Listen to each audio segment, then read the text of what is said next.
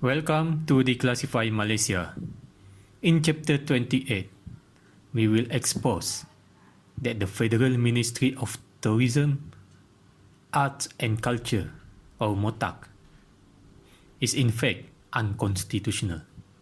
It should not exist in the first place. The current Federal Minister responsible for MOTAC is Datuk Sri Nancy Sukri and her Deputy Datuk Dr. Jeffrey Ketingan. Here, we will expose that this federal ministry is unconstitutional and should not exist. It take over or rampas the jurisdiction of the state government and the revenue that comes with it.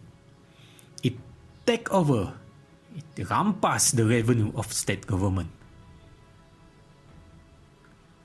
Before we go further, let all of us understand how the separation of power between federal and state government works in Malaysia.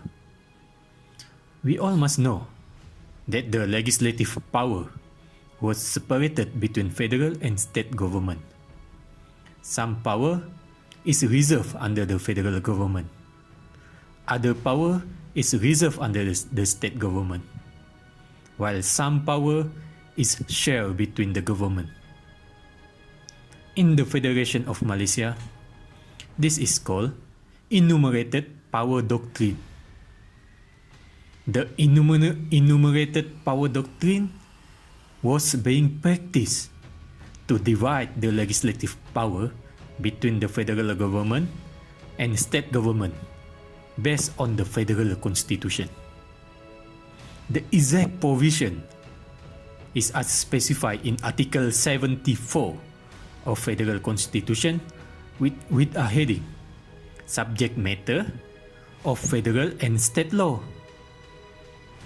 Article 71, Clause 1 specify the enumerated power of the Parliament. Article 71, Clause 1 without prejudice to any power to make laws conferred on it by any other article, Parliament may make laws with respect to any of the matter enumerated in the federal list or the concurrent list. That is to say, the first or third list set out in the 9th schedule. Article 74, Clause 2, on the other hand, specify the enumerated power of the legislature of a state. Article 74, Clause 1, without prejudice to any power to make laws conferred on it by any other article, the legislature of a state may make laws with respect to any of the matters enumerated in the state list. That is to say, the second list set out in the 9th schedule or the concurrent list. Article 74, Clause 3 is the most important part of our discussion here. It set the limits of the enumerated power of the Parliament and legislature of a state. Article 74, Clause 3. The power to make laws conferred by this article is exercisable subject to any condition or restriction imposed with respect to any particular matter by this constitution. Article 74, Clause 4, where general as well as specific expression are used in describing any of the matters enumerated in the list set out in the 9th schedule, the generality of the former shall not be taken to be limited by the latter. This enumerated power doctrine was specified in the 9th schedule of the Federal Constitution.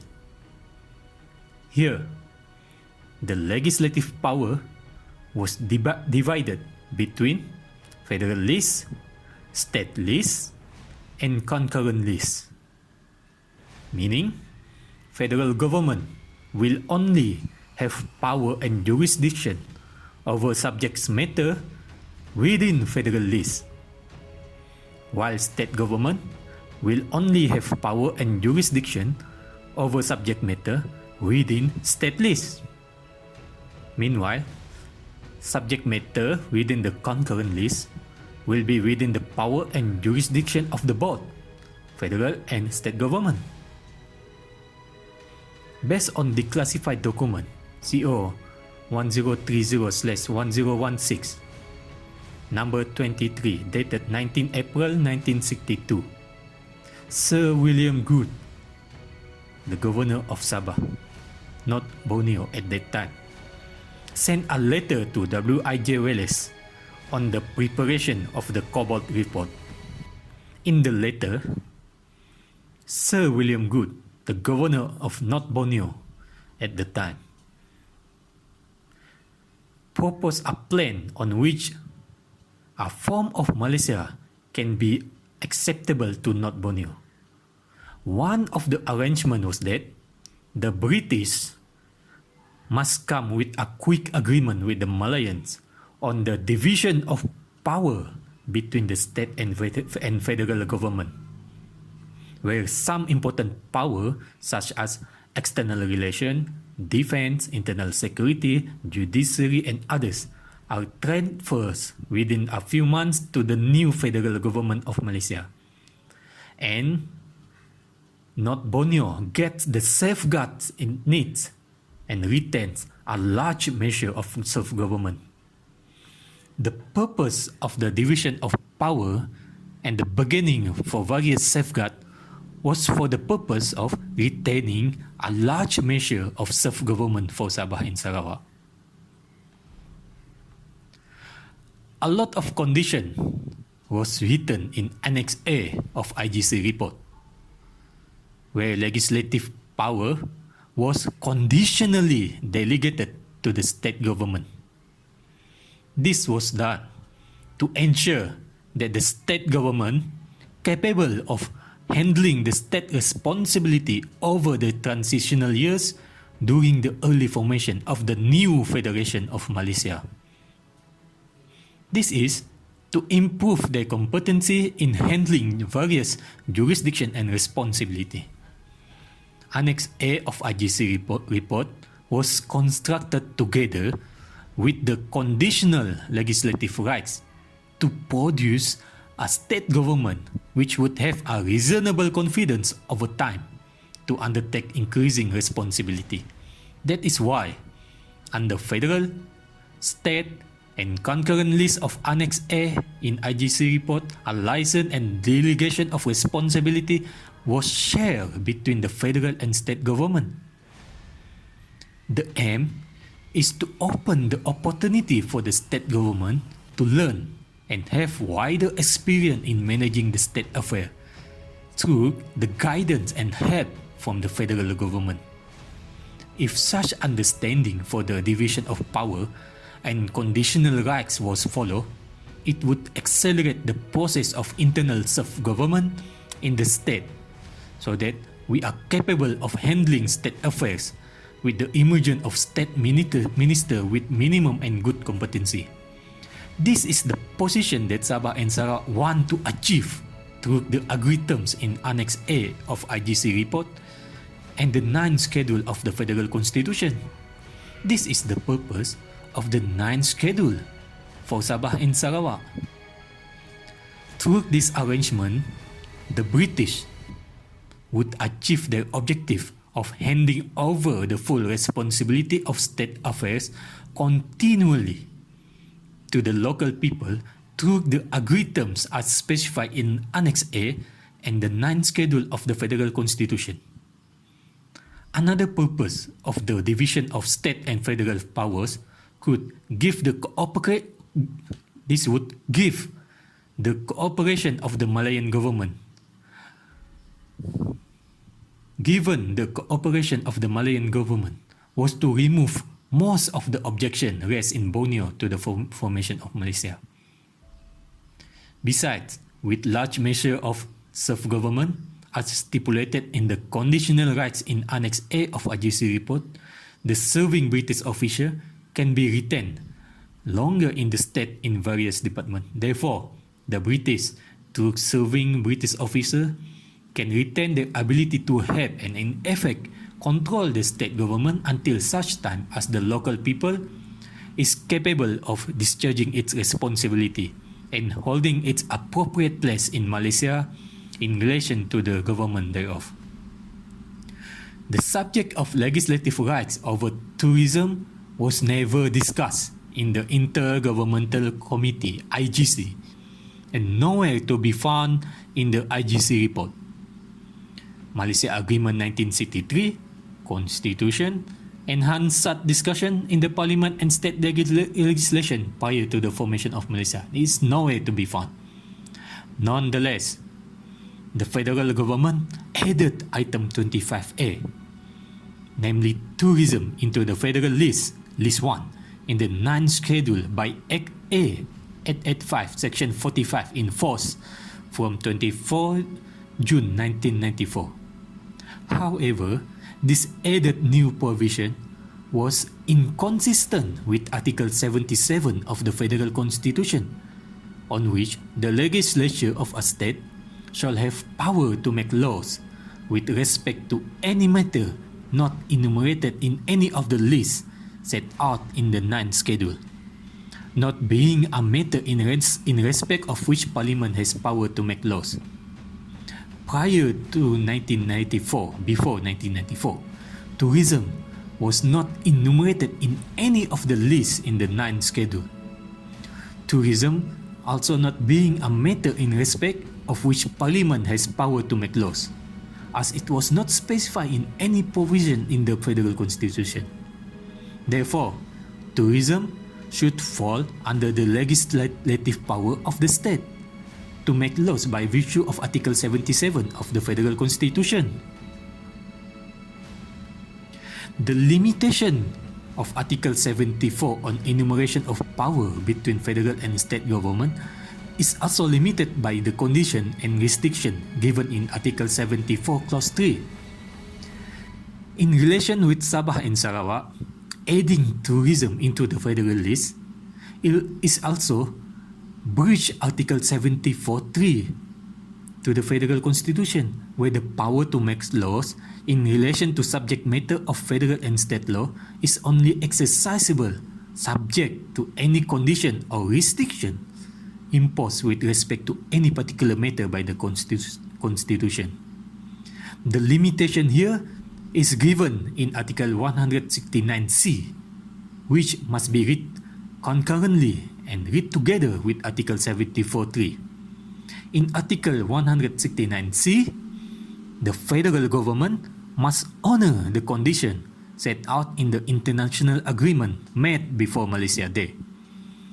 IGC report is an international agreement made before Malaysia Day, as it was signed on 27 February 1963. Therefore, the agreed terms in the IGC report must be honored by the federal government. Specifically, the condition set out in item 5 in the state list, list 2 in Annex A of the IGC report, must be complied with, where consideration should be given to the need to include other service of a local character into the state list. Therefore, tourism, which certainly have a local character written all over it, need to be included into the state list of the 9th schedule of the Federal Constitution. Now, how can federal government exercise their jurisdiction over tourism with a condition to consider the inclusion of tourism into state list? Therefore, it is questionable on the enforceability of tourism being unconstitutionally inserted as federal list. Enforceable under Article 169C, paragraph 30, Section 1 of the IGC report also mentioned that the federal constitution should provide that certain provision relating to the Borneo state should not be amended or repeal without the concurrence of the government of the state concerned. One of the provisions related to this provision was special safeguard in respect of the distribution of legislative power and the executive authority of the Borneo state on matters within their legislative powers and related financial arrangement. Therefore, any amendment in the distribution of legislative power, such as the addition of tourism into the non-schedule, should get the concurrence of the government of the Borneo state first. In its place, the federal government has resolved to purposely breach Article 77, Article 74, Clause 3, and Article 169C by unconstitutionally insert tourism as item 25A in the federal list 1. The federal government just bulldozed these tourism legislative rights into the federal list without much care to follow the constitutional amendment that need to be followed. The federal government are becoming reckless with their majority in parliament under the leadership of Tun Dr. Mahathir Mohamad as Prime Minister at that time. Under the disguise of circumstantial parliamentary debates to curtail the power of the Yang di-Pertuan Agong and the rulers, the parliamentary debates on Constitution Amendment Act 1994 dated 9 to 10 May 1994 make no mention or discussion on tourism to be inserted into the federal list 1 in the 9th schedule by Act A 885 Section 45. Tourism was only mentioned once on 10 May 1994 in the Dewan Rakyat by Tuaran MP Datuk Mongo Oro, where he was abruptly intervened by the Deputy Speaker Tuan Ong Tee Kiat, questioning it relation with the debates at the Material Times. Deputy Speaker Tuan Ong Tee Kiat is the political member of MCA, Malaysian Chinese Association, and a member of Parliament of Ampang Jaya, which formed the federal government of Malaysia at the time. Perhaps he noticed that a mere mention of tourism in the debates might raise the suspicion of other opposition benches on its constitutionality. Therefore, the speech by Datuk Mongo Oro was cut short.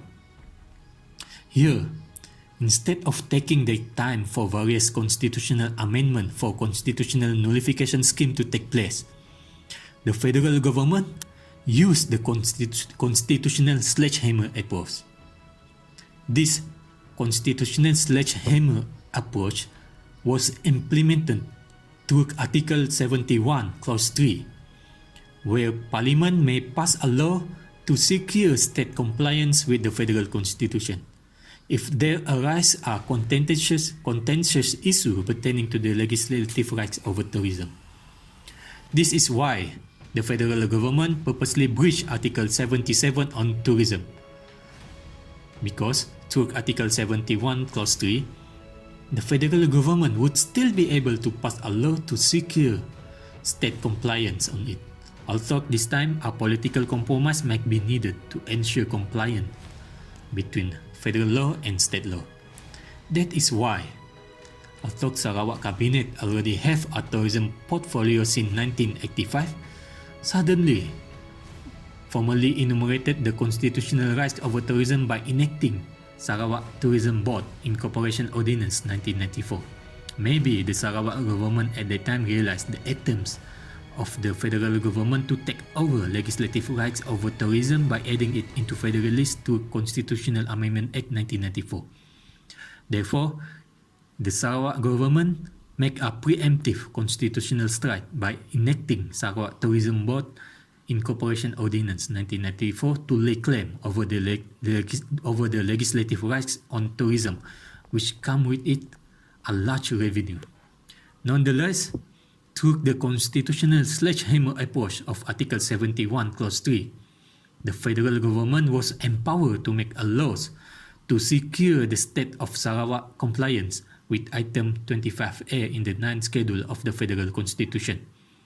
The laws that the state government of Sarawak need to comply with here in relation with tourism were Malaysia Tourism Promotion Board Act 1992 and Tourism Industry Act 1992, Tourism Vehicle Licensing Act 1999 and Tourism Tax Act 2017.